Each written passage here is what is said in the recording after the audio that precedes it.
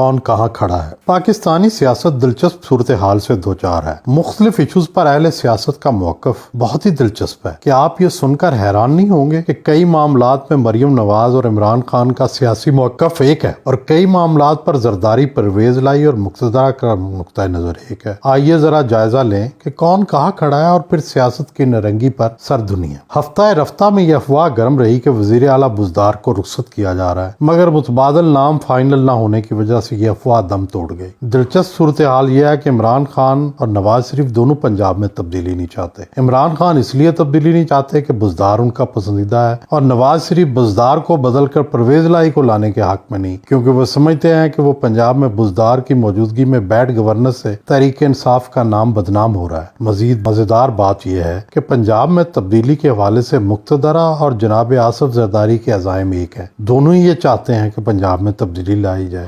زرداری بزدار کی جگہ پرویز لائی کو لانے کے حامی ہیں، جبکہ مقتدرہ بزدار کو ہٹا کر کسی بھی اور چہرے کو لانے کی حامی ہے۔ چودھری ظفر گجرات کا موقف بہت ہی دلچسپ ہے۔ وہ بھی فی الحال بزدار کو برقرار رکھنے کے حامی ہیں، کیونکہ وہ چاہتے ہیں کہ اگر بزدار ہے تو پھر یقینی طور پر ان کی باری آئے گی، چنانچہ وہ کسی اور کو بزدار کا متبادل نہیں بننا دینا چاہتے۔ سیاست کا ایک اہم ترین سوال نئے الیکشن ہے۔ نواز شریف اور مریم نواز شریف بار بار نئے الیکشن کی بات کرتے ہیں، مولانا فضل الرحمان بھی اسی مطالبے کے حامی ہیں، لیکن دوسری طرف پی ڈی ایم میں ان کے اتحادی آصف زرداری فی الحال نئے الیکشن کے حامی نہیں، اس لیے وہ فی الحال اجتماعی استعفے دینے کے حق میں بھی نظر نہیں آتے۔ اچنبے کی بات ہے کہ نئے الیکشن کے حوالے سے چاہے غصے میں ہی صحیح، جو بات خود وزیر اعظم عمران خان کی طرف سے آئی ہے، سینٹ الیکشن کے بعد ہونے والی میٹنگ میں ان کی اس بات کی بات سنائی دی کہ اگر وہ دباؤ میں آئے تو اسمبلیاں توڑ کر نئے الیکشن کی طرف جائیں گے۔ گویا اس معاملے پر بھی نون لیگ اور عمران خان کا موقف مل جاتا ہے۔ ملک کی مقتدرہ آصف زرداری اور عمران چاہتے ہیں کہ سسٹم چلے، جبکہ نواز شریف، مریم اور مولانا فضل الرحمان چاہتے ہیں کہ سسٹم ناکام ہو جائے۔ مسلم لیگ نون کا مفاہمتی گروپ البتہ یہ چاہتا ہے کہ سسٹم چلتا رہے اور سسٹم کے اندر اسے تبدیلیاں ہوں۔ وزیر اعظم عمران خان کے حوالے سے یہ بات وثوق سے کہی جا رہی ہے کہ ان کا رجحان روحانیت کی طرف بڑھ رہا ہے اور وہ مادہ پرستی سے دور ہوتے جا رہے ہیں۔ تحریک انصاف کے ایک رہنما کو حال ہی میں کافی عرصے کے بعد بنی گالا جانے کا موقع ملا تو اس نے وہاں بہت بڑی بڑی تبدیلیاں نوٹ کی۔ بنی گالا کا ماحول مکمل طور پر روحانی ہو چکا ہے۔ بابا فرید کی تعلیمات اور ان کے فرمودات کے عکس جگہ جگہ نظر آتے ہیں۔ بنی گالا سربراہ حکومت کی رہائش گاہ سے زیادہ روحانی درگاہ کی حیثیت اختیار کر چکی ہے، اور ظاہر ہے کہ اس تبدیلی کے اثرات وزیر اعظم کی شخصیت پر بھی منعکس ہو رہے ہیں۔ سینٹ الیکشن کے بعد سے سیاست کی نئی بساط بچھنا شروع ہو گئی ہے۔ مورے نئے سرے سے کھڑے کیے جائیں گے اور کھیل بھی نیا ہوگا۔ سب سے پہلا مرحلہ تو ظاہر ہے لانگ مارچ ہوگا۔ اپوزیشن کی کوشش ہوگی کہ وہ بڑے سے بڑا کراؤڈ اسلام آباد لے کر جائے اور وہاں متاثر کن مظاہرہ کرے۔ وہاں زیادہ دن بیٹھنے یا دھرنا دینے پر فی الحال اپوزیشن کا اتفاق نہیں، لیکن اگر مجمع زیادہ ہوا تو پھر حالات خراب بھی ہو سکتے ہیں۔ ابھی یہ کہنا مشکل ہے کہ آنے والے دنوں میں سیاسی تلاطم رک جائے گا یا حالات نارمل ہو جائیں گے۔ فی الحال دو طرفہ تماشا جاری رہنے کا امکان ہے۔ 2.5 سال گزرنے کے بعد عمران حکومت یہ دعویٰ نہیں کر سکتی کہ اس نے ہر طرف کامیابی کے جھنڈے گاڑ دیے ہیں۔ گورننس کے سنجیدہ ایشوز میں تقرر اور تبادلوں میں عقل و فہم کی بجائے وقتی ضروریات کو مد نظر رکھا جاتا ہے۔ سیاسی فیصلوں میں جو دور اندیشی نظر آنی چاہیے وہ موجود نہیں۔ مہنگائی اور بے روزگاری کے تدارک کے لیے کوئی بھی قدم کارگر نہیں ہو پا رہا۔ معیشت کی بہتری کے لیے کافی اصلاحاتی فیصلے کیے گئے ہیں، لیکن ان کا دائرہ بہت ہی محدود ہے۔ ملک کی معیشت پر ان کا بہت زیادہ اثر نہیں پڑ سکا۔ یہی وجہ ہے کہ اس ناکامی سے مایوسی بڑھ رہی ہے اور حکومت سے جو امیدیں باندھی گئی تھی وہ آہستہ آہستہ دم توڑ رہی ہیں۔ پاکستان میں کون کہاں کھڑا ہے سے قطع نظر اگر ہم یہ جائزہ لیں کہ پاکستان کہاں کھڑا ہے تو بڑی افسوسناک صورتحال درپیش نظر آتی ہے۔ چین کے ساتھ سی پیک سے امیدوں کا ایک طوفان آیا تھا، آخر اسے کس کی نظر لگ گئی کہ سی پیک کی رفتار آہستہ سے آہستہ ہو گئی، جبکہ اسی سی پیک کا نواز شریف کے زمانے میں ایک غلغلہ ہوتا تھا۔ افغانستان کی وجہ سے پاکستان امریکہ اور مغربی ممالک کی طرف سے نگرانی کی سی صورتحال سے دوچار ہے۔ گو پاکستان امریکہ اور مغربی دنیا کی خواہشان کے عین مطابق افغان امن ڈائلاگ کے لیے بھرپور مدد کر رہا ہے، مگر پھر بھی بہت سی مغربی نگاہیں پاکستان اور طالبات کے تعلقات کو شک کی نگاہ سے دیکھتی ہیں۔ ہمارے پڑوسی بھارت سے ہمارے تعلقات کی بہتری کا کوئی چانس نظر نہیں آتا۔ بدقسمتی یہ ہوئی ہے کہ اسلامی ممالک میں ہمارے اتحادی سعودی عرب، متحدہ عرب امارات بھی ہم سے روٹھے روٹھے سے نظر آتے ہیں۔ ہم نے ملائیشیا، ترکی اور ایران کے ساتھ دوستی کی نئی پینگیں بڑھانے کی کوشش کی، لیکن اخلاقی امداد کے علاوہ کہیں سے بھی مالی اور اقتصادی